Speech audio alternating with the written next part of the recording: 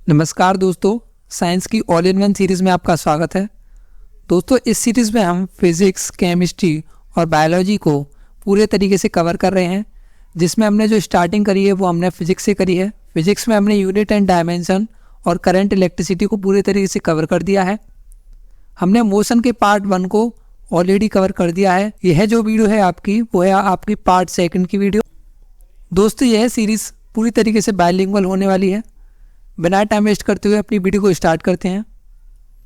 आज हम जो चैप्टर करने वाले हैं वो है आपका मोशन का पार्ट 2, जिसमें हम सबसे पहले कुछ कंसेप्ट प्लस फॉर्मूले को देखते हैं। सबसे पहले हम देखेंगे मोशन की 3 इक्वेशंस को। सबसे पहली जो इक्वेशन होती है वो आपकी होती है v बराबर u plus A T. Second equation होती है आपकी s बराबर U T plus half A T square. Third equation होती है v स्क्वायर बराबर U square plus 2as। S बराबर होता है आपका 1/2 u plus B into T. एक आपको पता होना चाहिए मोमेंटम का फॉर्मूला क्या होता है। मोमेंटम का फॉर्मूला आपका होता है मास इंटू वेलोसिटी। मोमेंटम को हम संवेग भी बोलते हैं। अपने सबसे पहले क्वेश्चन से स्टार्ट करते हैं। अपना जो पहला क्वेश्चन दे रखा है, विच of the following is not an equation of motion. अब आपको बताना है इन चारों ऑप्शनों में से कौन सी इक्वेशन ऑफ मोशन नहीं है। सबसे पहला ऑप्शन देखते हैं, एस बराबर U T plus half A T cube. V बराबर यू प्लस ए टी, ये आपकी सही इक्वेशन है। एस बराबर U T plus half A T square, ये आपकी सही इक्वेशन है। वी स्क्वायर बराबर यू स्क्वायर प्लस 2as, ये आपकी सही इक्वेशन है। लेकिन ये देखिए यहाँ पर होना चाहिए था टी स्क्वायर, लेकिन यहाँ पर क्या है टी क्यूब। तो ये वाली इक्वेशन आपकी रॉन्ग हो जाएगी। ऑप्शन ये आपका सही हो जाएगा। सेकंड ऑप्शन की ओर बढ़ते हैं। During uniform motion of an object along a straight line, its dash remains constant with time। एक सीधी रेखा के अनुदेश किसी वस्तु की एक समान गति के दौरान इसका डैश समय के साथ स्थिर रहता है। तो आपको पता होना चाहिए यूनिफॉर्म मोशन में यदि ऑब्जेक्ट एक स्ट्रेट लाइन में जाएगा तो उसका जो वेलोसिटी है वो आपका कांस्टेंट रहेगा। नेक्स्ट क्वेश्चन देखते हैं। A truck falls off a ledge and drops to the ground in 0.8 second. How high is the ledge from the ground? एक ट्रक एक चट्टान से गिर जाता है और 0.8 सेकंड में जमीन पर पहुंचता है। वह चट्टान जमीन से कितनी ऊंची है? वह चट्टान जमीन से कितनी ऊंची है? आपको यहाँ पे जमीन से चट्टान की ऊंचाई बतानी है। इसमें हम जो यूज़ करेंगे वो आप यूज़ करेंगे एस बराबर U T plus half A T square, जिसमें हमें पता होना चाहिए कि जो आपकी जो ट्रक है उसकी जो इनिशियल वेलोसिटी होगी, जो प्रारंभिक वेग होगा वो आपका 0 हो जाएगा। जिसमें हम यहाँ पे पुट करेंगे 0 into t plus half into a की वैल्यू जो आपकी होगी वो आपकी कितनी दे रखी है 10। ए यहाँ पे ए ना लेके हम जी लेंगे, इंटू जी की वैल्यू आपकी होगी 10 इंटू टाइम, समय जो दे रखा है आपका वो 0.8 है। तो यहाँ पे हो जाएगा 0.8 इंटू 0.8।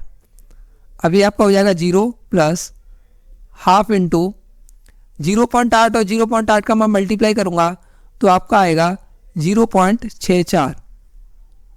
अब मैं यहाँ से 2 पॉइंट हटाऊँगा, 2 जीरो लगाऊँगा, 1 जीरो से 1 जीरो कैंसिल हो जाएगा।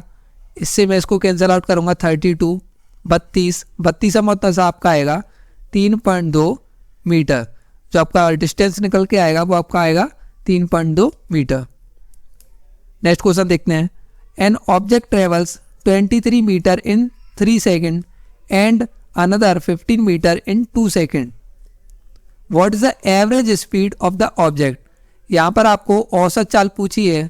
आपको औसत चाल का फॉर्मूला आना चाहिए। औसत चाल बराबर होता है आपका total distance upon total time. Total distance upon total time, समय मतलब आपका टोटल डिस्टेंस आना चाहिए अपॉन टोटल टाइम। तो यहाँ पे डिस्टेंस की बात करें तो एक डिस्टेंस है आपका 23 मीटर और एक आपका 15 मीटर। 23 और 15 आपके होते हैं 38 अपॉन 3 और 5 आपका होता है 3 और 2 आपका होता है 5। अगर मैं यहाँ से कैंसिल आउट करूँगा तो इसका आंसर आएगा 7.6 मीटर पर सेकेंड। ऑप्शन ए आपका सही हो जाएगा। The product of velocity and time gives, वेग और समय का गुणनफल क्या देता है? The product of velocity into time आपका देता है डिस्टेंस। जैसे आपको पता है डिस्प्लेसमेंट। जैसा कि आपको पता है वेलोसिटी बराबर होता है आपका डिस्प्लेसमेंट अपॉन टाइम। यहाँ से अगर मैं इन दोनों का क्रॉस मल्टीप्लाई करूँगा तो वो बराबर आएगा आपका डिस्प्लेसमेंट के। ऑप्शन सी आपका सही हो जाएगा। In negative acceleration the velocity of a body, ऋणात्मक त्वरण में एक निकाय का वेग होता है आपका क्या? डिक्रीजेस। नेगेटिव एक्सेलरेशन में आपका जो एक्सेलरेशन होता है वो आपका डिक्रीज होता है, कम होता है। The rate of change of momentum of a body is directly proportional to, किसी निकाय के संवेग के परिवर्तन की दर डैश के अनुक्रमानुपाती होती है। तो आपको याद रखना है चेंज इन मोमेंटम जो आपका होता है वो डायरेक्टली प्रोपोर्शनल होता है फोर्स के। किसके प्रोपोर्शनल होता है? अप्लाइड फोर्स के।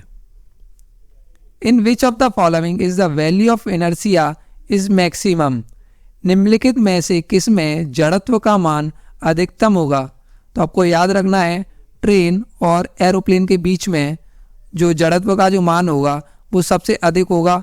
रबर बॉल और स्टोन के बीच में कम होगा, स्कूटर और बस के बीच में भी कम होगा, कॉइन के बीच में भी कम होगा, लेकिन ट्रेन और एरोप्लेन के बीच में सबसे ज़्यादा इनर्शिया लगेगा। The correct relationship of speed time and distance, अब आपको पता है स्पीड बराबर होता है डिस्टेंस अपॉन टाइम। जो इसका करेक्ट रिलेशन है वो आपका है ऑप्शन बी, स्पीड बराबर distance upon time. Which of the following changes when a body performs uniform circular motion, अब आपको बताना है एक निकाय द्वारा एक समान वृत्तीय गति करने पर निम्नलिखित में से क्या बदलता है? यदि आपको पता है कोई बॉडी सर्कुलर मोशन कर रही है तो उसमें जो डायरेक्शन है वो हर पॉइंट पे चेंज करती है।